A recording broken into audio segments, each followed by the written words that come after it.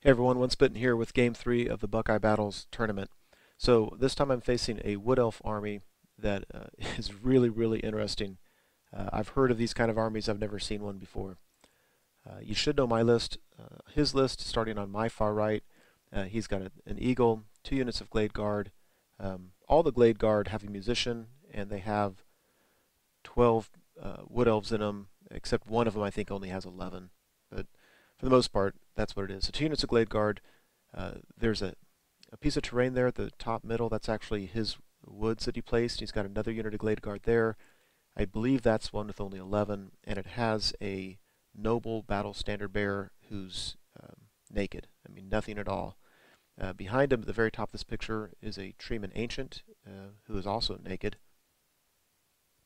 Then there's another Treeman,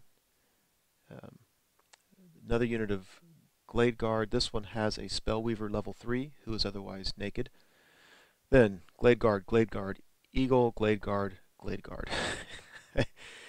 This is 8 units of 12 minus 1 person, so 95 shots in the air every shooting phase. And his strategy is to stand at the back line, shoot at you, and hopefully whittle you down by the time you get there. So the scenario we had was objective based. So you see the 3 markers that run across the middle of the table. You need to control more of those than your opponent does. And any other scenario points, I just don't remember, and whatever. I mean, for the most part, that was it. So he started deploying in that far corner, and so I just started deploying in this far corner, because I don't need to get to his whole army. I need to kill at least 500 more points of his stuff than he kills of mine, and control those 2 objectives. And so that's all I was really caring about. So you can see how I deploy. I won't bore you by telling you what you can see. We go to the Vanguard movement. Use my Peg Knights. He has 2 Eagles, both of whom are going to be hunting my Trebuchet. So thought I'd just try to take care of one of those Eagles with my Peg Knights, and then see if I can use them to hit him in the flank with his Glade Guard. Go to Wood Elf turn 1. He either doesn't move or moves back, brings his Eagles up. So not a whole lot going on there. During the shooting phase, he kills a few of my men-at-arms and a few of my battle standard bearers unit, which in this picture is the far left. So this was somewhat intentional, where I took my BSB's unit and then I brought him behind my lines. I really only had him there as a decoy during the deployment phase. I don't need to rush up. I certainly don't want to go into the face of all those arrows when they get to be, short range. So now I just bring him back. My intent is to bring him behind everybody, to provide the reroll and some support wherever it's needed. So anyway, you can see how I move. For the most part, I'm just moving up. During his shooting phase, you can see all I lost were a few knights out of my BSB's unit, and maybe a handful of peasants is all. During the magic phase, I decided to put +2 toughness on the men-at-arms, and I was going to put on my questing knights just to help out a little, but then he could have just shot at another unit. But he's got most of his Glade Guard units that really can't see anything except those men-at-arms, or can't reach anything. So put it on them just to frustrate him a little bit, and in the process, I miscast and lose 2 wizard levels on my prophetess. It could have been worse. So I drop a rock on this unit's head. That's the unit that has the battle standard bearer with it. In all honesty, I was hoping just to get lucky. Maybe he'd fail his lookout surge roll and I could kill him. And if nothing else, maybe on a future turn, he wouldn't be able to get a lookout surge roll. So what happened is I did hit. He passed his lookout surge. I killed 6 of the unit. And so, in future turns, I won't have to worry about the lookout surge. But then amazingly, he failed his panic test. That's with a reroll with decent elf leadership. Really kind of bad luck there. Not game breaking necessarily, but certainly doesn't help him out at all.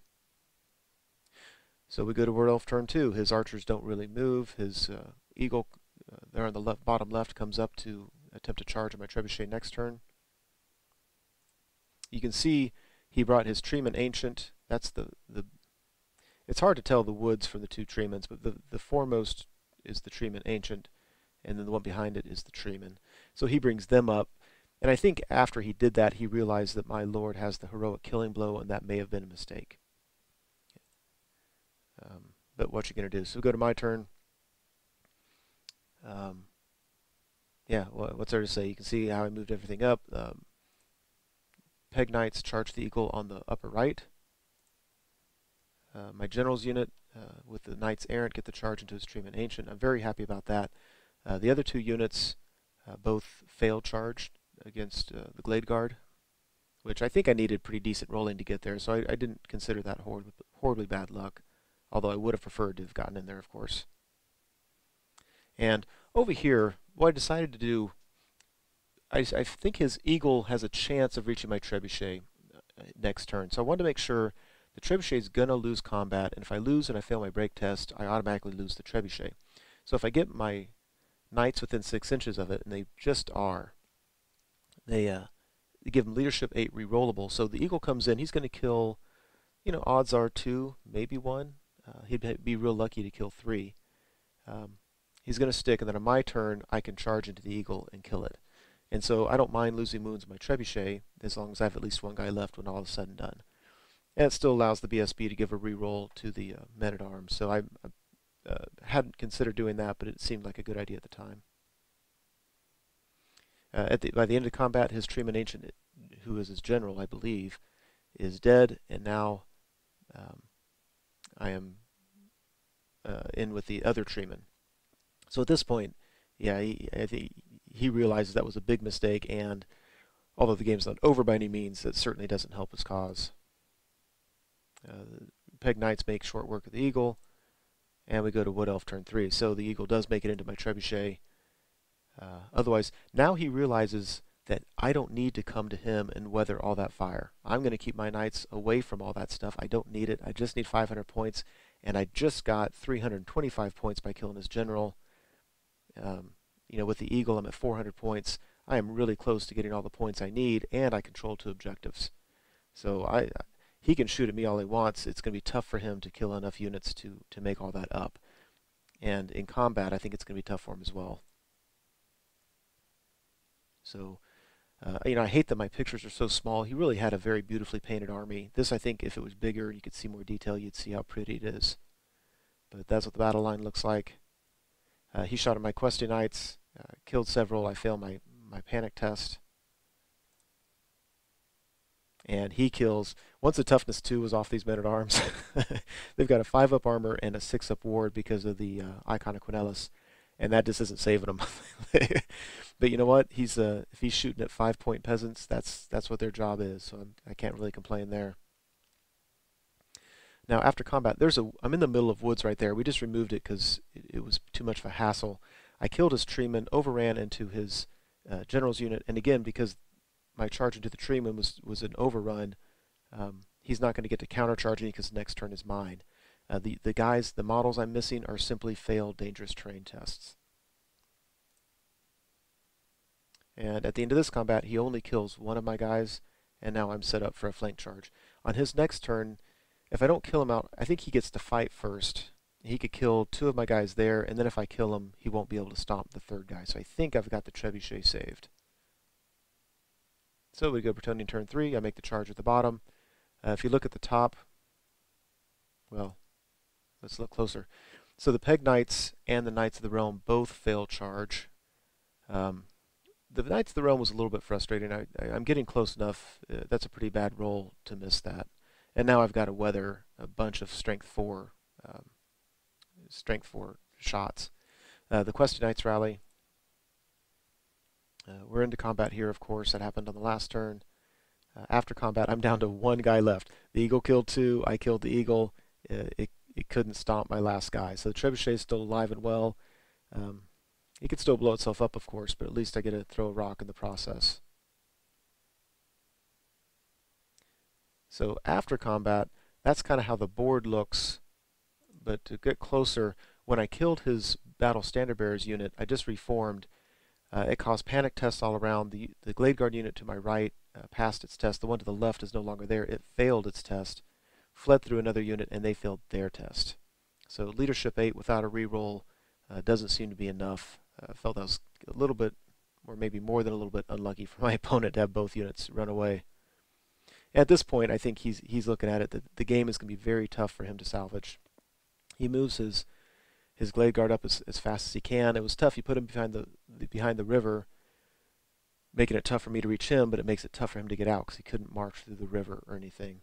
So he moves those units up as much as he can. Both of his units fail to rally, so they keep on running, and that's certainly not helping his cause. Anyway, he shoots at me, doesn't do too awful much. Kills several, a third of this unit, which is not surprising, but luckily I passed my panic test.